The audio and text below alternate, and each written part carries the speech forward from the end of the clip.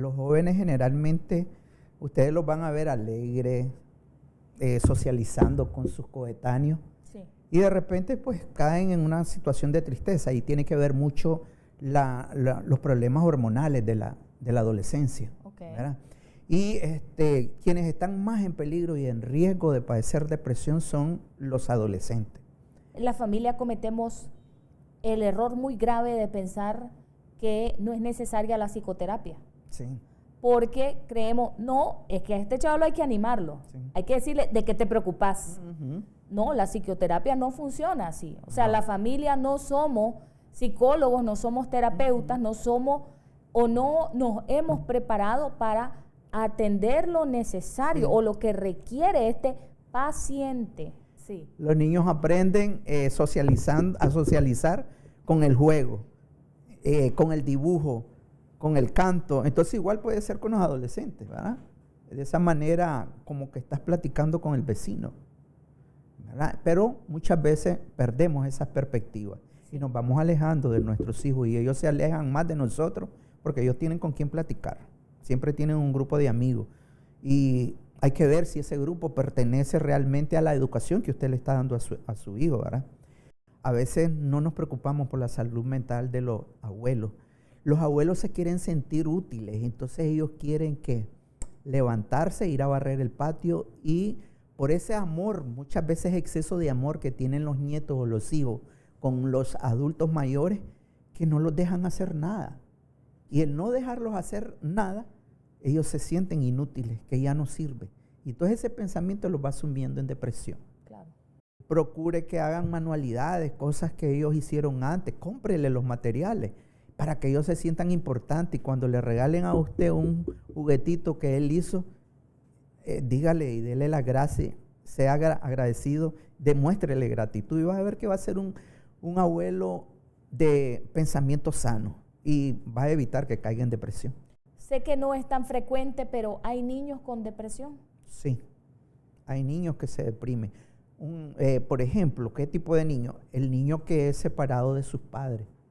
Ese niño cae en depresión, ese niño no quiere ir a la escuela, ese niño empieza con manifestaciones orgánicas. El bienestar de nuestra familia es prioridad. En Bienestar, con la periodista Mirna Zapata. Bienvenidos, querida audiencia. Gracias por estar pendientes de nuestro nuevo episodio de este podcast En Bienestar. Es un gusto para nosotros que nos permitan llegar hasta sus hogares a través de sus pantallas. Y pues hoy, como siempre, hablamos de temas importantes para nuestros hogares. Alrededor de 280 millones de personas sufren de depresión en el mundo. La mayoría de esos somos mujeres. Esta es una afectación que nos causa tristeza, cansancio y en algunas ocasiones desencadena el suicidio. Hoy estaremos hablando con el licenciado Ludendorff Susse Montiel, licenciado en psicología, médico naturista, y pues hoy estaremos conversando con él de este tema que pues es importante que los padres y madres de familia pongamos atención, puesto que cada vez nos damos cuenta de más jóvenes que están padeciendo depresión y que dentro de este proceso difícil de la depresión toman decisiones erróneas. Muchísimas gracias por acompañarnos. Gracias Mirna por invitarnos y realmente la depresión es de las enfermedades mentales más comunes que las sociedades modernas están padeciendo. Pero el problema es que no son tratables y no son identificables, incluso por el mismo paciente. Sí. El paciente cree que se le va a quitar, que es un estado de ánimo en el cual él pues le fue mal en el día y anda triste. Pero no, eso se profundiza y hasta llegar a la patología que es la depresión como tal, la depresión como una enfermedad, ¿verdad? Ahora van a haber alguna sintomatología. Algunas personas me decían, y tú misma me decías, Mirna, de que hay personas que andan alegres y no se dan cuenta. ¿Sí? Los amigos que están en depresión. Como una depresión funcional. Van al trabajo, sí, disfrutan con su familia, etcétera. Sí. Hacen chistes, platican de lo bueno que le ha ido en el día, pero por dentro se están muriendo. Es un dolor que los ahoga. Entonces, ese dolor que los ahoga, no hayan cómo canalizarlo. Y se refugian de repente y ya no quieren salir, ya la asistencia al trabajo ya no es la misma, ya se aíslan de los amigos. Entonces algo está pasando ahí, ¿verdad? Ahora, ¿qué puede estar sucediendo? Que él no reconozca que esté en depresión, porque puede ser que la estigmatización lo esté alejando de buscar atención psicológica.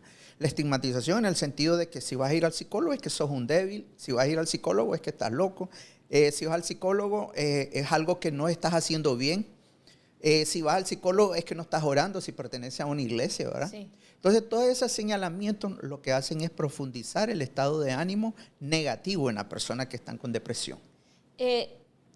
Inicia con un evento, o sea, hay personas que, por ejemplo, sufren de depresión por la pérdida de un pariente, de un familiar, por una separación, por la pérdida de su trabajo. ¿Hay un evento que desencadena la depresión? Sí, algunas de las causas, ¿verdad? Y es las que se tienen más estudiadas, tiene que ver con la genética.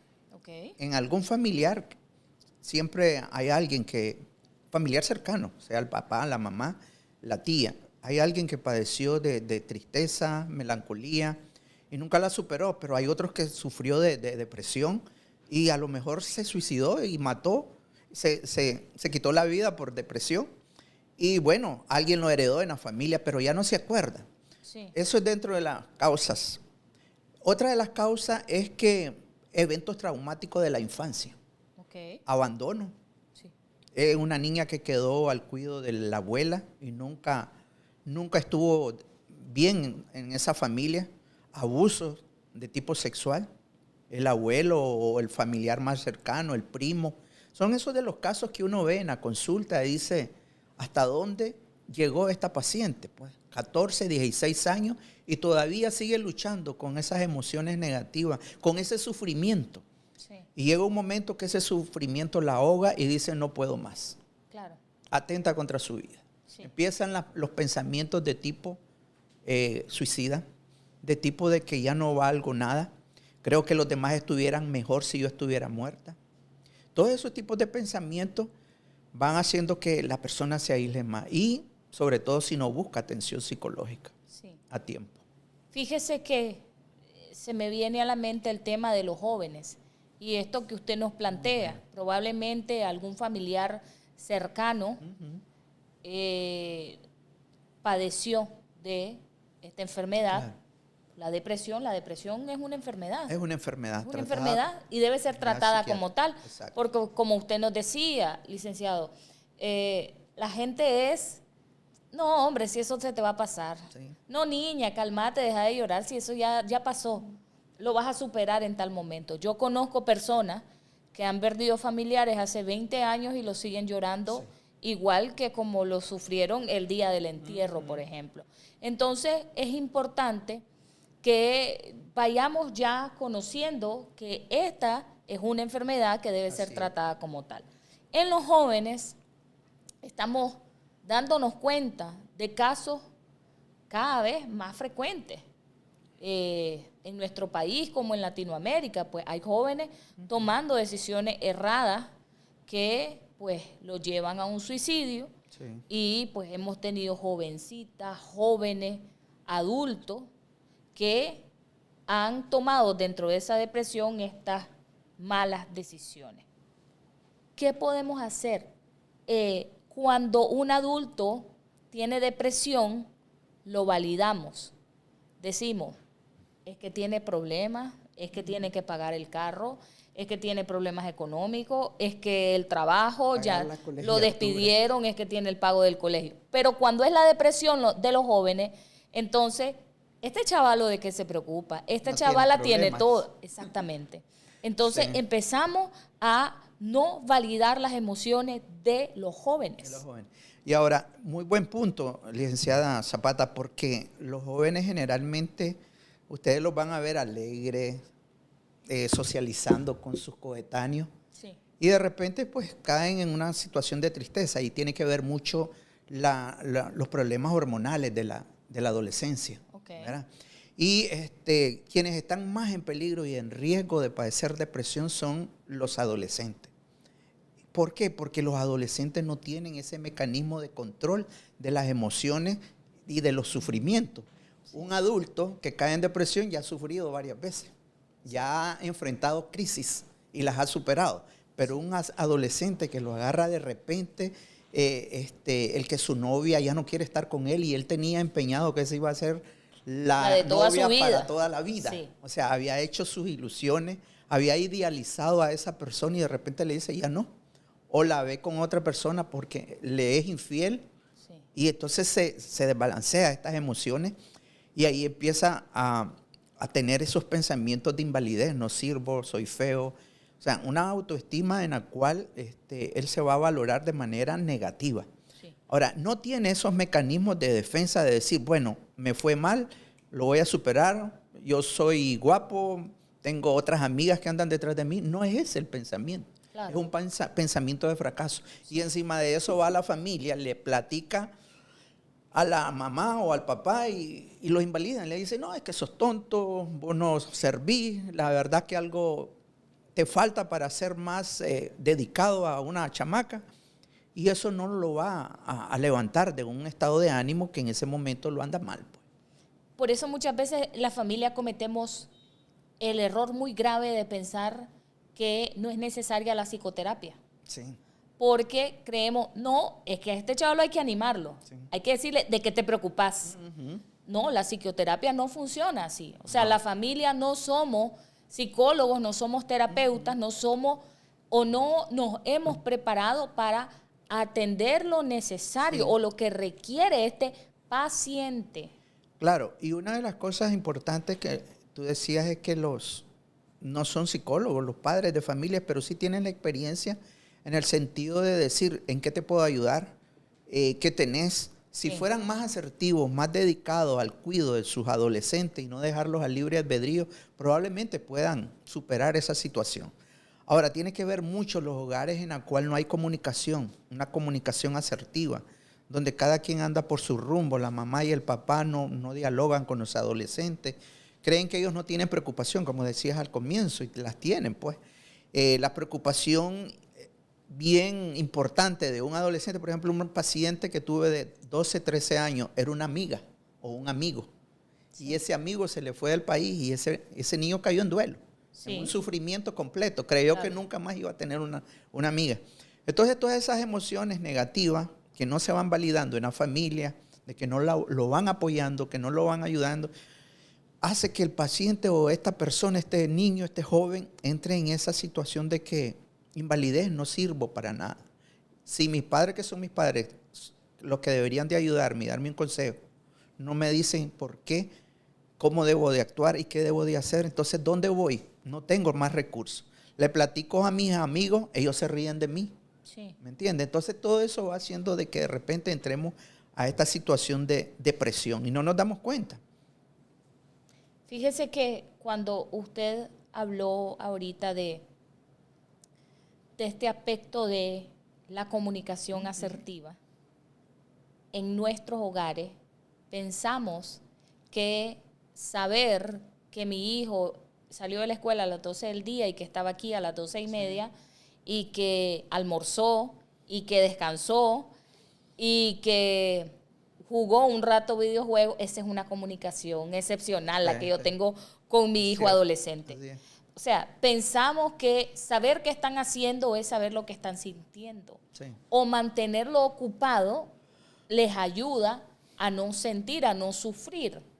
En mente ocupada no hay sentimientos difíciles. Sí. Sin embargo, con los jóvenes sí. Los jóvenes pueden estar, los adolescentes pueden estar en un montón de actividades, pero les pueden hacer falta a sus padres. Claro. Y hasta eso influye en una depresión. Entonces, ¿cómo debe ser, aprovechando que usted nos acompaña, yo sé que tal vez no es el tema que estamos abordando, pero cómo debería ser una comunicación asertiva precisamente para prevenir etapas de depresión en los jóvenes? Sí, desde que el niño va creciendo, los padres de familias que son preocupados por este niño, pues deberían de preguntarle lo más mínimo, ¿verdad? ¿Cómo te fue? ¿Cómo estás? ¿Te sentís alegre? En escuela, ¿quiénes son tus compañeros? ¿Cómo te llevas con tus compañeros? Y a eso fomenta la confianza mutua entre padre e hijo. Sí. Y si no preguntas eso desde que el niño va al primer grado, entonces se va perdiendo esa comunicación. Y ellos resuelven con los amigos, ellos resuelven con personas que no los van a aconsejar bien. Ellos van a resolver con un amigo que a lo mejor anda en droga. No, hombre, con esto se te quita. Probá y vas a ver que te va a ir bien. O en alcohol, por ejemplo, en alcoholismo. El alcohol, drogas lícitas e ilícitas. Entonces ya no se lo comunican al papá o a la mamá que se sienten mal, que de repente les fue mal, que salieron aplazadas en una clase.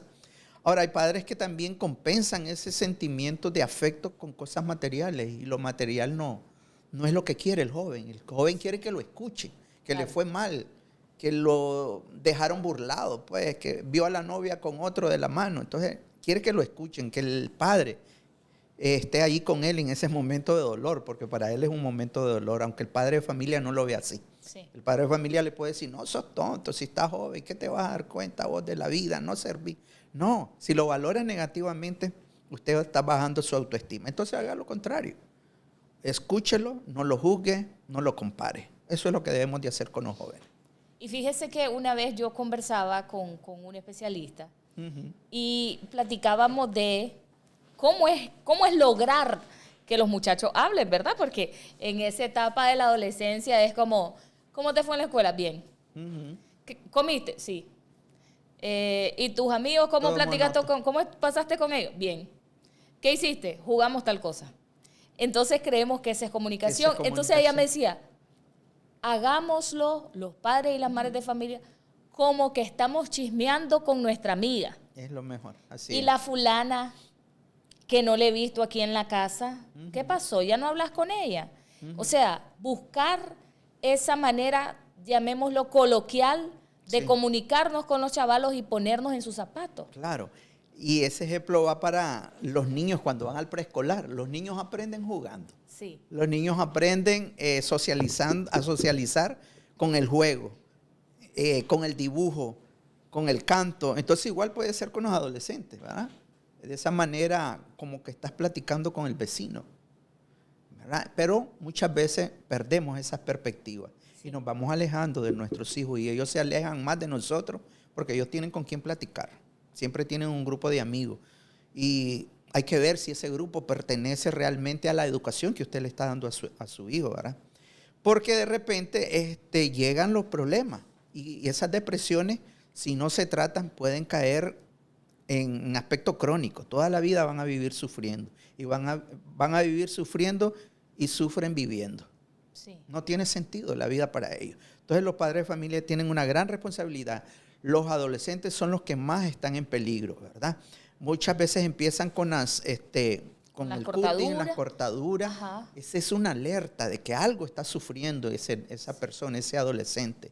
Se cortan el estómago o las piernas. Sí. Ese es un grito de ayúdenme. Ya no puedo más, no soporto. Son cortes que a lo mejor no son suicidas, pero sí están comunicando una voz de alerta. Quieren que le pongan atención, quieren que lo mimen, que le digan te quiero mucho, porque lo que está buscando es afecto en cada cortadura, ¿verdad? Entonces, insto a los padres de familia pues que no lleguen a esta circunstancia, ¿verdad? Porque ya después va a ser demasiado tarde. Claro, y hay padres de familia que ven que sus hijos hacen estas cosas y no hacen nada o desconocen realmente que esto de cortarse, tal vez no profundamente como usted nos explica, pero eso están queriendo decir algo los muchachos y las muchachas. Licenciado, en este aspecto de eventos que van a desencadenar, usted nos hablaba de eventos en la infancia, traumas que no hemos superado, traumas que no hemos trabajado para poder superarlos, porque hay personas que superan los traumas por vía propia, pero hay personas que requieren ayuda de un especialista para poder superar esos traumas. Claro. Y, digamos, trabajaron en el trauma, lo superaron, ya sea uno mismo o con un especialista, pero después hay un evento en la adultez, por ejemplo, que nos desencadena un recuerdo que nos enlaza a ese trauma. Sí. ¿Viene momento de depresión nuevamente? Claro que sí. Lo que pasa es que la depresión tiene que ver mucho en el área cerebral, donde se almacena toda la información desde que estamos en el vientre de la madre. Usted le canta a un bebé y ese bebé está moviéndose, incluso hasta en la parte bíblica, ¿sabe? Como los gemelos estaban guiñándole el pie a uno, ¿verdad? No recuerdo si fue a Sara, pero, o sea, esa parte es real, ¿verdad? El cerebro tiene unos químicos que nos potencializan el estado de ánimo. Sí. O si no funcionan esos químicos, entonces se baja el estado de ánimo. Uno es la noradrenalina, norepinefrina, la dopamina y la serotonina.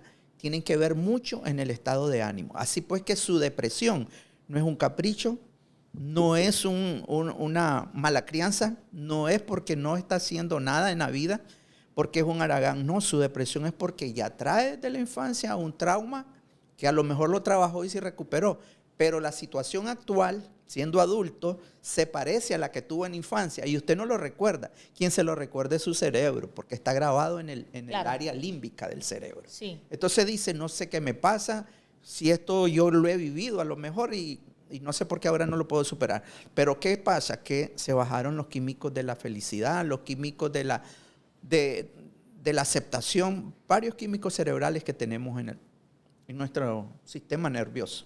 Fíjese que se me vino a la mente el estrés. Uh-huh. En la actualidad, no solo en nuestro país, en diferentes países del mundo, estamos en una vida que es rápida, que tenemos muchas preocupaciones, que tenemos que estar pendientes de muchas cosas, que los padres tal vez procuran estar presentes en la vida de los hijos, pero también tienen que estar en el trabajo, tienen que estar atentos a sus familiares. O sea, vivimos en una vida súper rápida. Bien agitada, sí. Y eso nos causa mucho estrés. Claro. El estrés pudiera llevarnos en algún momento hacia la depresión. Sí. El estrés mismo, es cierto, es uno de los factores de riesgo para poder tener depresión. Otro factor de riesgo que podemos ver es la falta de sueño. Okay. Gente que tiene horarios rotativos, llega un momento que se choca. Sí. Se conoce en inglés como burnout. Sí. Creo que es burnout, sí. O quemado, la persona quemada, que ya no da más, no duerme, anda agitado, anda irritable, por todo pelea. Es un burnout, está quemado completamente por exceso de trabajo, porque llega al trabajo y lo están llamando. Ese estrés no lo logra controlar. Entonces puede caer en una situación incluso de psicosis. Cuando hablamos de psicosis, en términos populares se conoce como locura. Sí. Puede caer en locura, en una psicosis temporal, que puede durar de una semana, un mes, ¿verdad? Pero es una enfermedad mental grave que hay que tratar. Las personas con psicosis escuchan voces, ven cosas. Una de las sintomatologías es que andan agitados, no duermen, escuchan y ven personas que no existen. Entonces la familia se preocupa. Claro. A eso puede llegar cuando hay un estrés excesivo. Fíjese que ahorita se me vino a la mente que pues en nuestro país hay algunas religiones, obviamente nosotros respetamos todas las religiones, pero hay algunas religiones que no valoran el aspecto científico. Sí. Y entonces, cuando la persona que ha estado en depresión por tantos años, por tanto tiempo, y cae en una psicosis, no, esto es del diablo, hay que hacerle una limpia, hay que llevarlo a la iglesia y se le va a quitar. Sí. Entonces, no estamos valorando en algunas religiones los conocimientos científicos que la humanidad está explorando para poder atender a pacientes como estos. Sí, es como hablamos al comienzo, no se le da la importancia a las enfermedades mentales. Y hay que saber que una mente sana es un cuerpo sano. Sí. De ahí se derivan todas las enfermedades, de los problemas de estrés, de los problemas de insomnio, de los problemas de pensamientos negativos. O sea, es puro pensamiento, es pura enfermedad mental que va a afectar al cuerpo. Hay una máxima que dice, lo que la persona calla, el cuerpo lo reclama. Uh-huh. Si no hablamos de lo que nos hace sentir mal, si no expresamos nuestras emociones y nuestros sentimientos, el cuerpo va a reclamarlo en gastritis, colitis, todo lo que es inflamación, artritis, ¿verdad? Sí, inflamación de los huesos, inflamación ahí lo en el colon. Cuando nosotros estamos reprimiendo nuestras emociones. Claro. Entonces hay que tener mucho cuidado con eso, ¿verdad? ¿Qué hay que hacer entonces? se preguntarán, bueno, practica la parte positiva, ahora en inglés se llama mindfully, Sí. ¿verdad? Mindful. Practica yoga, Sí. corre 45 minutos o 1 hora diario a la hora que amanece el sol para aprovechar la vitamina D. Eso te da un brote de dopamina sin necesidad de fármaco, Claro. ¿verdad? Abraza a tu mascota, habla con tu mascota. Eso te va a dar una relajación y te va a dar serotonina, ¿verdad? Y oxitocina. Entonces todos los químicos los pones a trabajar, los químicos cerebrales. Si tenés un amigo, una amiga, abrazala, ¿verdad? Apretón de manos, todo eso genera una sensación de que estamos vivos. Ve a un lugar, por ejemplo, a una playa, al mar. El caminar descalzo, no sé si has oído, las personas Sí, dicen, claro. me siento tranquila, dice, como relajada. Cuando camino descalzo en la Claro. playa. Nosotros somos parte de la naturaleza viva. Abraza un árbol, Sí. ¿verdad? Caminar Es en el importante. césped, en la tierra. Sí, habla con las plantas, cultiva plantas. Es importante, el amor que dedicamos a los animales y a las plantas actúan como un relajante natural. Claro. Y la gente no lo hace porque está dedicada en el trabajo, en el estrés diario, en que hay que cumplir con la tarea laboral, el que hay que pagar las deudas, el cómo hacer para pagarlas. Entonces todo eso es importante, ¿verdad? Que la mente viva un poco despejada, dedicándonos más a nosotros mismos. Quisiera, licenciado, que pasemos a otro grupo poblacional que también está en riesgo y que muchas veces ignoramos que puedan tener una depresión, son los adultos mayores. Sí. Entonces los adultos mayores decimos, si mi abuelito ya está jubilado, él no tiene trabajo, ¿de qué se va a preocupar si él vive la vida, como decimos nosotros, en rosa? Sí. Vive la vida en rosa. No. Si mi abuelita la pasa bien aquí en la casa con todos sus nietos feliz. Sí, pero no es así. Y los adultos mayores también sufren de depresión. Tienen un grado de sufrimiento, aunque uno no lo crea. Y buen punto el que has tocado, Mirna, porque a veces no nos preocupamos por la salud mental de los abuelos. Los abuelos se quieren sentir útiles, entonces ellos quieren que levantarse, ir a barrer el patio y por ese amor, muchas veces exceso de amor que tienen los nietos o los hijos con los adultos mayores, que no los dejan hacer nada. Y el no dejarlos hacer nada, ellos se sienten inútiles, que ya no sirve. Y entonces ese pensamiento los va sumiendo en depresión. Claro. No quieren que haga nada, incluso empiezan ya a irritarse, a pelear, generan un fenómeno muy diferente de ira, de discusiones y pleitos. Entonces, si su abuelo, su padre de la tercera edad quiere hacer cosas donde no va a estar en riesgo su vida, Su integridad, claro. no se va a fracturar.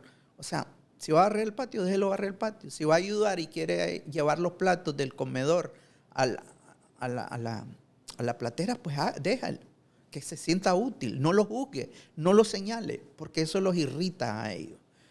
Son sus últimos días, a lo mejor, pues déjelo que hagan cosas útiles. Procure que hagan manualidades, cosas que ellos hicieron antes. Cómprele los materiales para que ellos se sientan importantes. Y cuando le regalen a usted un juguetito que él hizo, dígale y dele las gracias, sea agradecido, demuéstrele gratitud y vas a ver que va a ser un abuelo de pensamiento sano y va a evitar que caiga en depresión. En nuestro país tenemos programas sociales Sí. que garantizan la integración de los adultos mayores. Ajá.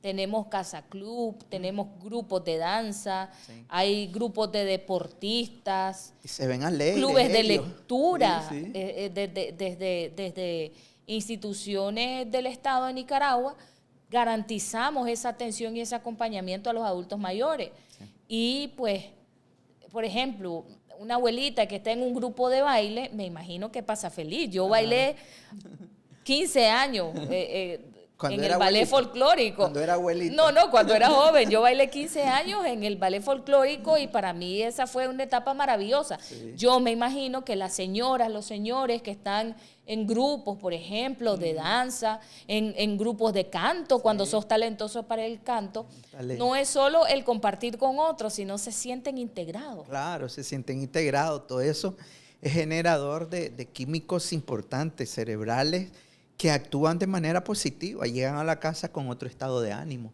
¿verdad? Y es importante que apoyemos al adulto mayor para que no caigan en esto de la depresión. Sé que no es tan frecuente, pero ¿hay niños con depresión? Sí, hay niños que se deprimen. Por ejemplo, ¿qué tipo de niño? El niño que es separado de sus padres. Ese niño cae en depresión, ese niño no quiere ir a la escuela, ese niño empieza con manifestaciones orgánicas.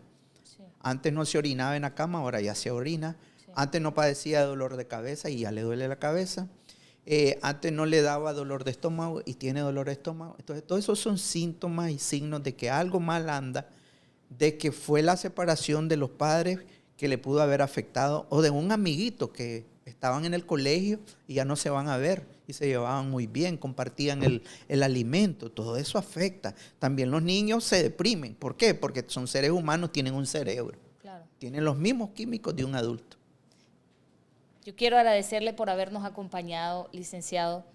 Este tema creo que ha sido muy enriquecedor para nuestra audiencia, padres, madres de familia, amigos, amigas, sí, que estén alerta de esos jóvenes que se cortan, por ejemplo. Hay que poner atención a esto y decirle, papá, fíjate que mi amiga, la fulanita, se corta las piernas. Y que hablen de padre a padre para guiarse unos a los otros y que logremos prevenir la depresión y evitar, en todo caso, una decisión, así es, una decisión errada en muchachos y muchachas tan jóvenes. Para nuestra audiencia, ¿usted está en las redes sociales? Sí, estoy aquí en TikTok, en Facebook, ¿verdad? Como Clínica de Psicología Integral. Clínica de Psicología Integral. Así es. Ahí nos pueden encontrar en Facebook y en TikTok, pues como psicólogo Ludendorff. Y ahí están nuestros teléfonos también en las redes, 83 75 67 40. Ahora, tenemos esta línea de prevención del suicidio. Excelente. 83 75 67 40. Usted llame a cualquier Más 505. Hora. Recuerde que nos ven también fuera del país. Cierto, 505, más 505. 505 83 75 67 40 es la línea de ayuda para la prevención del suicidio. Usted tiene que llamar en el momento que se sienta angustiada y siente que nadie le está escuchando. La vamos a escuchar, lo vamos a escuchar sin juzgarlo y de manera profesional. Tenemos el equipo preparado para que usted hable de todo lo que quiera hablar. Muchísimas gracias. Gracias a ustedes por invitarnos. Claro que sí, esperamos que nos acompañe nuevamente. Cómo no, Mirna. De esta manera hemos culminado este episodio de En Bienestar. Para mí es un gusto que nos permita acompañarles. Les invito a darle me gusta a este video, compartirlo con sus amistades y suscribirse a nuestro canal. Nuestra cita será en nuestro próximo episodio.